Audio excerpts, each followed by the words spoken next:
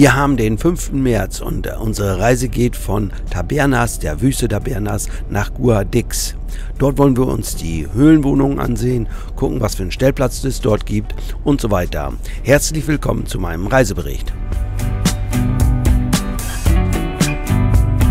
Wir nutzen für unsere ca. 100 Kilometer die mautfreie Autobahn A92. Sie führt unter anderem weiter nach Sevilla, Cadiz und so weiter.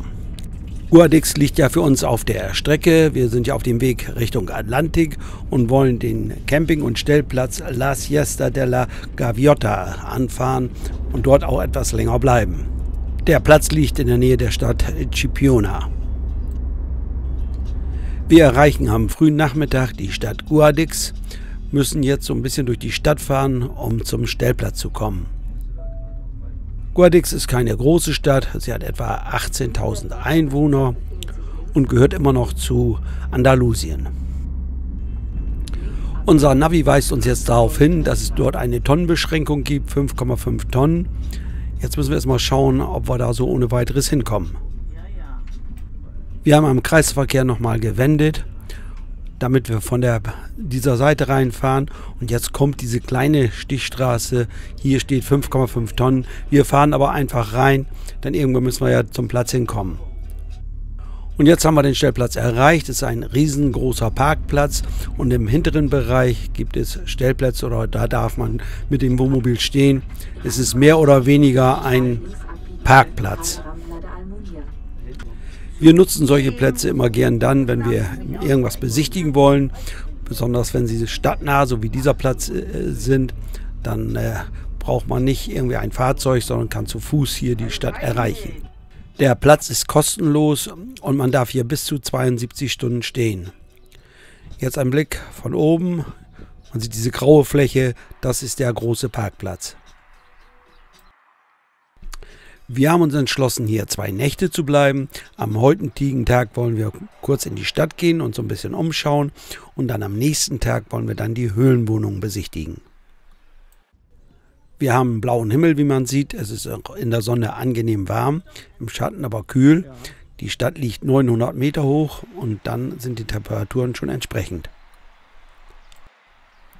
Die Stadt ist nur wenige 100 Meter vom Stellplatz entfernt und wir sehen hier schon auf der rechten Seite die ersten Bars und Restaurants.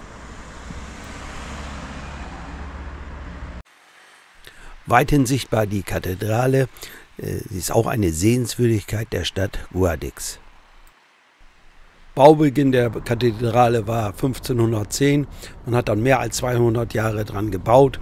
So hat man für einen Stilmix von Gotik, Renaissance und Barock. Man kann die Kathedrale auch besichtigen. Es gibt da bestimmte Zeitfenster, wo man in die Kirche rein kann.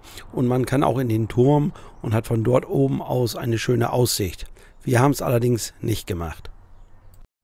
Teile von einigen bekannten Filmen wurden hier auch in Guadix gedreht.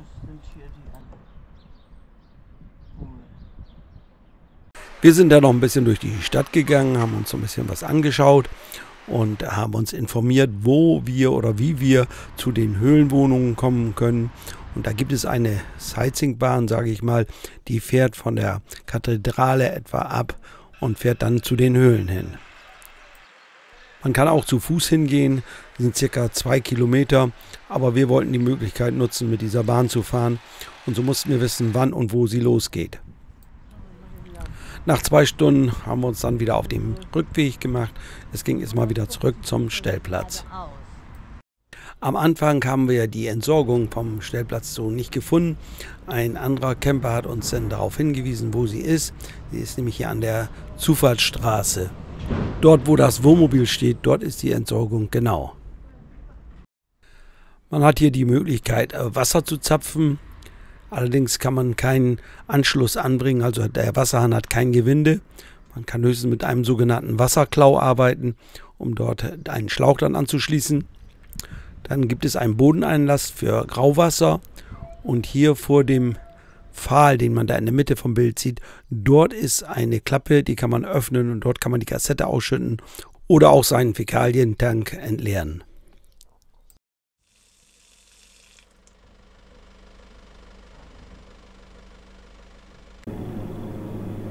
Am nächsten Morgen wurden wir um 7:30 Uhr durch ein lautes Geräusch geweckt.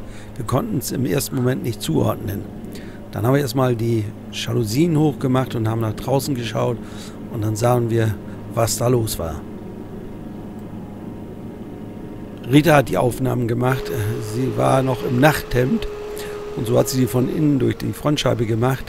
Dann hat sie sich aber überlegt, eine Jacke angezogen und ist nach draußen gegangen, um das Ganze noch besser aufnehmen zu können. Wir hatten im Vorfeld schon davon gehört, dass von diesem Parkplatz aus Heißluftballons starten, aber nicht damit gerechnet, dass wir das miterleben. Ich habe im Internet recherchiert und gelesen, dass so ein Flug 185 € kostet, dass die reine Flugzeit 1 Stunde dauert, insgesamt die Aktion aber 3 Stunden. Man hat einen schönen Blick auf die Stadt und der Ballon fährt, man spricht ja beim Ballon vom Fahren, fährt auch über die Sierra Nevada. Für uns hatte die ganze Aktion einen Vorteil, wir sind früh aufgestanden und konnten uns so gut vorbereiten auf den Tag. Wir sind dann gestartet so kurz nach 10 und zwar ging es Richtung Kathedrale. Von dort aus fährt ein Touristenzug zu den Höhlenwohnungen. Hier gibt es einen kleinen Shop, dort kauft man die Karten für diesen Touristenzug. Das Ganze kostet 6 €. Das beinhaltet aber nicht nur die Fahrt mit diesem Zug, sondern auch eine Führung. Und diese Führung wird allerdings nur in spanischer Sprache durchgeführt. Ich glaube, wir waren auch die einzigsten nicht-spanischen Touristen bei dieser Veranstaltung. Der Andrang war groß, so ist noch eine weitere Bahn gestartet. Die Höhlenwohnungen liegen ja so etwas außerhalb der Stadt, sind von der Kathedrale bis dorthin etwa 1,5 Kilometer, also auch zu Fuß zu erreichen. Ja, nachdem der Zug gehalten hatte, sind wir ausgestiegen und ja, haben einfach zugehört, was die Fremdenführerin erzählt hat, konnten davon aber wenig verstehen. Aber als erstes ging es dann in eine katholische Kirche. Wir durften uns dann alle in der Kirche setzen und dann wurde einiges zu der Historie dieser Kirche und dem Ganzen, was dazugehört, erklärt. Wir haben uns dann draußen so ein bisschen abgesetzt später und haben uns ein bisschen umgeschaut. Hier gibt es noch ein Museum, dafür hatten wir keinen Zutritt. Dann gibt es hier einen Aussichtspunkt, ein Mirador. Dort sind wir hochgelaufen. Dann kommt man vorbei an einer Höhle, die man sich anschauen darf. Das ist im privaten Besitz, wenn ich das richtig gesehen habe. Und gegen eine kleine Spende kann man hier die Wohnbereiche besichtigen. Insgesamt gibt es hier 2000 Höhlenwohnungen. Etwa 3.000 bis 4.000 Menschen leben hier. Diese Wohnungen sind im Winter angenehm warm und im Sommer kühl, wenn es hier sehr heiß wird.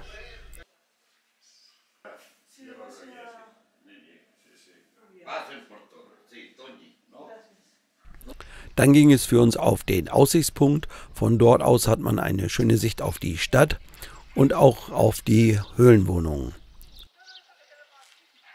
Die Höhlenwohnungen sind in der heutigen Zeit auch mit der neuesten Technik ausgestattet. Das heißt, hier gibt es Wasser, hier gibt es Internet, hier gibt es Strom. Und ein Vorteil ist hier die Ruhe und die Stille. Der umgebende Ton schluckt viele Geräusche. Mit Ton meine ich natürlich das Gestein. Nach circa einer Stunde war die Besichtigung hier beendet und es ging mit der kleinen Bahn wieder zurück Richtung Ausgangspunkt. Auch wenn wir von dem, was die Fremdenführerin erklärt hat, wenig verstanden haben, war es sehr angenehm, so eine Tour hier zu machen. Wir brauchten uns um wenig kümmern und waren gleich schnell an den Sehenswürdigkeiten.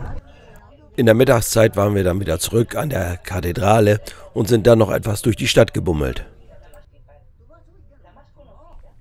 Der Stellplatz füllte sich am Nachmittag immer.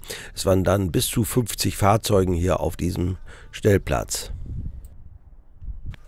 Die meisten blieben nur 1-2 Nächte, so wie wir auch. Und so war morgens der Platz immer wieder leer oder waren nur noch wenige Mobile da. Erst am Nachmittag füllte er sich dann wieder. Nach 2 Nächten ging es dann weiter. Wir haben dort gut geschlafen, wir haben auch noch entsorgt da, alles kein Problem. Unser nächstes Ziel für einen längeren Aufenthalt wird in Scipiona sein, das ist ja am Atlantik.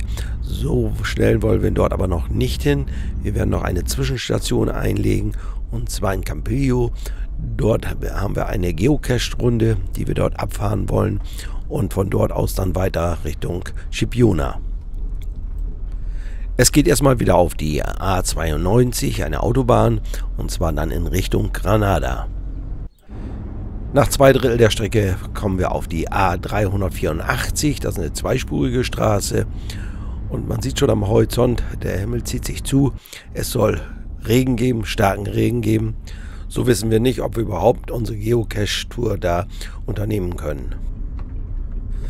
Jetzt sind wir in der Stadt Campiglio und fahren jetzt zum Stellplatz. Ich hatte gelesen, dass dieser Stellplatz gern als Etappenplatz genutzt wird, auf dem Wege von Granada in Richtung Atlantik, Sevilla und so weiter.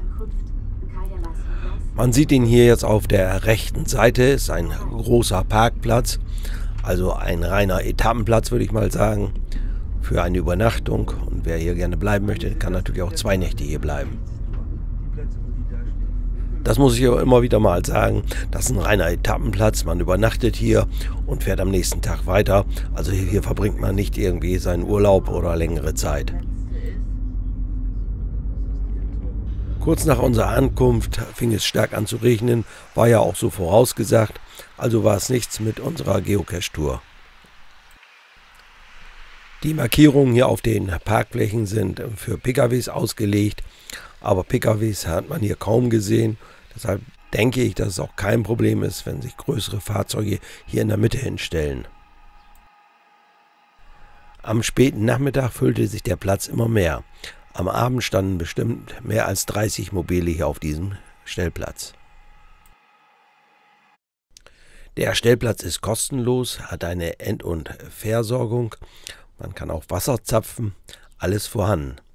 Es gibt auch Strom. Auch der Strom ist kostenlos, aber wenn ich das richtig gesehen habe, waren maximal 6 Steckdosen vorhanden, sodass nicht für jeden hier Strom da ist. Die Leistung des Stroms ist auch begrenzt auf maximal 500 Watt. Wir haben unsere Geocache-Tour abgehakt, denn auch am nächsten Tag sollte es noch regnen. So habe ich mich dann auch am Nachmittag mit meinem Videoschneiden beschäftigt. Rita hat dann unser leibliches Wohl gesorgt. Sie hat was gekocht, und zwar mit unserer neuen Errungenschaft. Wir haben ja seit einiger Zeit diese Heißluftfritteuse, und darin bereiten wir Fisch heute zu. Fisch bereiten wir normalerweise im Wohnmobil nicht zu. Aber man muss sagen, es ist ein Unterschied, ob ich den Fisch in der Pfanne brate oder in diesem Gerät. Wir haben also wenig gerochen von der Zubereitung. Wir betreiben die Fritteuse über unseren Wandler, Wechselrichter, und damit natürlich Strom nehmen wir aus der Batterie. Nimmt jetzt eine Leistung von 1294 Watt auf.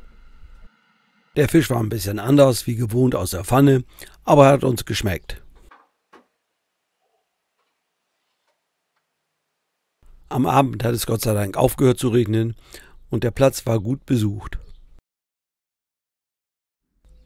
Der nächste Morgen. Es hatte die ganze Nacht immer mal wieder stark geregnet.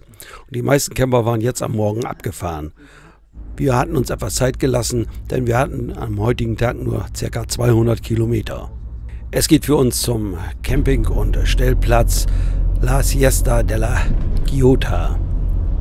Wir fahren weiterhin auf der A384, das ist eine zweispurige Straße, die sich hier so schön durch die Landschaft zieht. Leider hat die Straße streckenweise Schlaglöcher, Wellen, das ist natürlich dann nicht so angenehm. Aber uns entschädigt hier die schöne Landschaft, es grünt hier wie bei uns im Mai. Der heutige Tag ist der 8. März und wir wollen bis über Ostern, das heißt bis Anfang April, in Scipiona bleiben.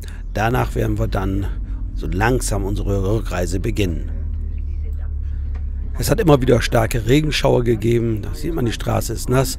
Auch auf dem Campingplatz stehen jetzt Pfützen, aber Gott sei Dank hält sich das nicht lange. Das Wasser Es ist schnell wieder verdunstet hier bei der Sonne. Wir sind hier angemeldet und bekommen den Platz, den wir auch im Vorjahr hatten. Das waren mal wieder einige Etappen auf unserer Spanienreise. Mehr gibt es dazu im nächsten Video. Ich sage mal wieder Dankeschön fürs Zuschauen und bye bye, bis zum nächsten Mal.